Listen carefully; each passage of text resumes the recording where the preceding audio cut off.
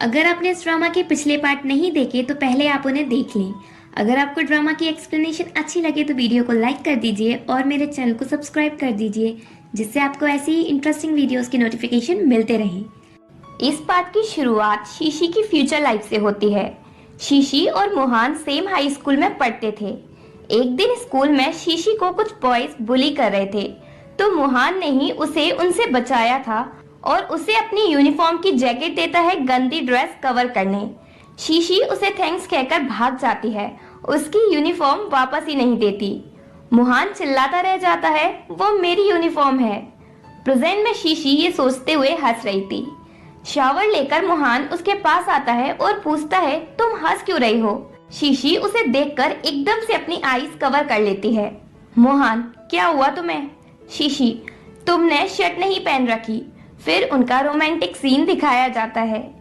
Next day शीशी फिर से अपने बजट के अकॉर्डिंग शॉप देखने निकलती है, जिससे वो अपनी मॉम का स्टूडियो रीओपन कर सके।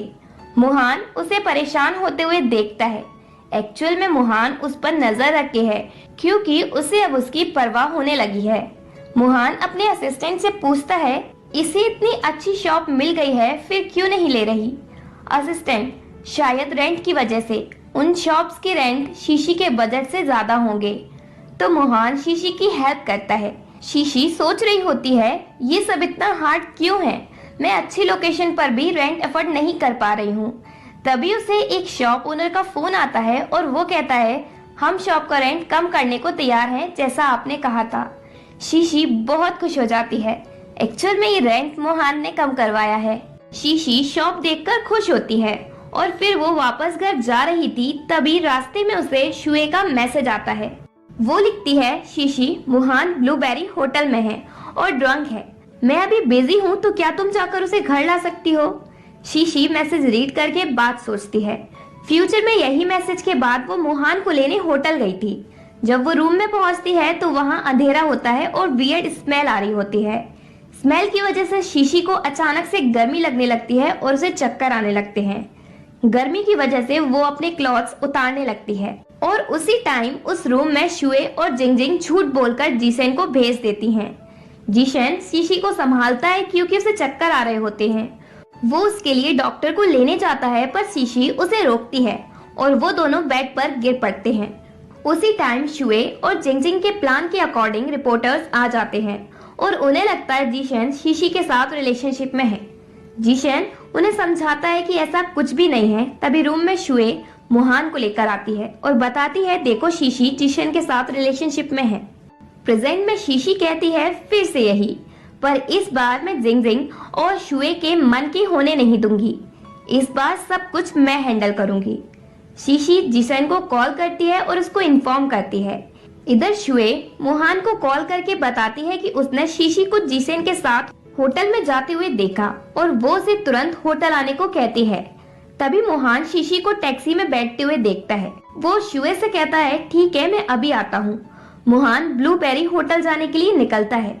होटल में उसी रूम में शुए और जिंगजिंग की सारी तैयारियां होती हैं। देन सीन शिफ्ट होता है उस रूम में। वहाँ कोई दो लोग होते हैं, अंधेरा होने की वजह से सही में समझ नहीं आते। और तभी उस रूम में रिपोर्टर्स पहुंच जाते हैं और पूछते हैं, जीशन, आप शीशी के साथ यहाँ इस होटल रूम में क्या कर रहे हो? एक लड़की टर्न होती है और पूछती है, यहाँ क्या चल रहा है? ये है जीशन की मैनेजर। और उसके साथ जो लड़की होती है वो एक्ट्रेस होती है। वो रिपोर्टर से पूछते हैं, यहाँ चल क्या रहा है? हम शूटिंग कर रहे हैं। तुम सभी ने होटल रूम में घुसकर मेरी और मैनेजर की इंसल्ट की है। मैनेजर कहती है, मैं तुम सभी के अगेंस्ट शिकायत करूंगी, अब सभी यहाँ से जाओ। शुए भी मोहन को लेकर रूम में आती है। मोहन सारी बातें जानकर शुए से कहता है, क्या तुम मुझे ये फालतू का तमाशा दिखाने लाई थी? और मोहन गुस्से में वहाँ से चला जाता है। शुए मोहन से माफी मांगती है और कहती है, मुझे लगा इस रूम में जीशन और शीशी है। तभी पीछे जीशन और शीशी खड़े थे।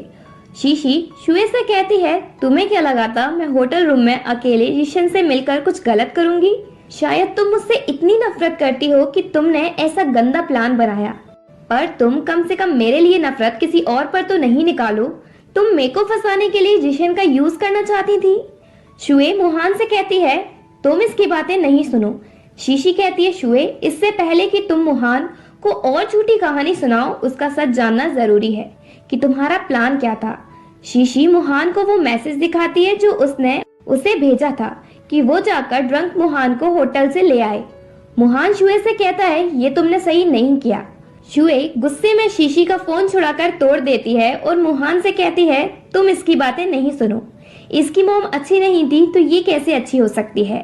पर अगर शीशी तुम्हारे और जिशेन के बीच कुछ नहीं था तो तुम दोनों इस टाइम यहाँ होटल में क्या कर रहे हो। शीशी के जवाब देने से पहले मुहान गुस्से में शुए से पूछता है क्या ये प्लान तुम्हारा और जिंगजिंग का था। शुए नहीं, इससे उसका कोई मतलब नहीं।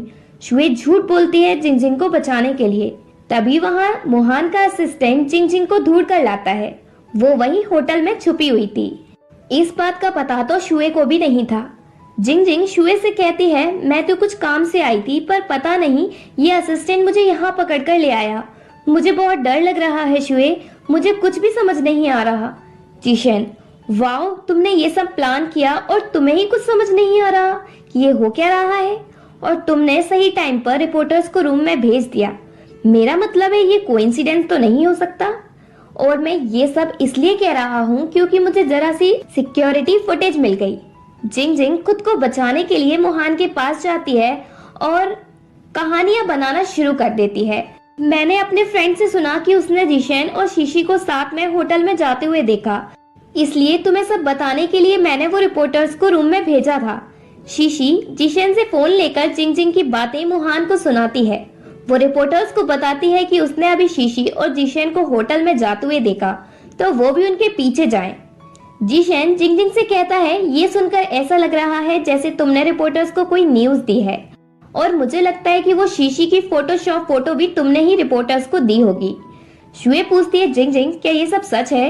जिंगजिंग नहीं, मैंने इतना सब नहीं किया, मुझे तो ये न्यूज मिली शीशी जिशेन के साथ है तो मुझे लगा शीशी मुहान के साथ चीट कर रही है।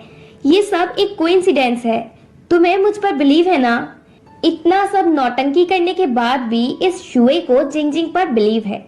जिशेन हंसते हुए मुहान से कहता है तुम्हें पता है तुम्हारी बहन बहुत बड़ी वाली बुद्धू है। शुए तुम अपनी बकवास बंद करो और इस सब से बाहर रहो। शुए उसे स्लैप मारने वाली होती है पर जिशेन उसका हाथ पकड़ लेता है। असिस्टेंट उसकी हेल्प करने को होता है पर मुहान उसे रोक लेता है। जिशेन शुए से कहता है मेरा फेस इंश्योरेंस से कवर है, इसलिए तुम्हें इस मैटर के लिए मेरे फेस को हिट या टच करने की जरूरत नहीं है। शीशी जिशेन से कहती है अब तुम शुए को टीज करना बंद करो। जिशेन मैं तो तुम्हारी हेल्प कर रहा था। शीशी थैंक्स। मुहान को सारा सच पता चल जाता है और अपने प्रॉमिस के अकॉर्डिंग वो रिपोर्टर्स को बुलाता है। रिपोर्टर्स जिशेन, शीशी और मुहान को साथ में देखते हैं। जिशेन शीशी से पूछता है अब ये क्या चाहता है, और इसी के साथ पार्ट 4 एंड होता है।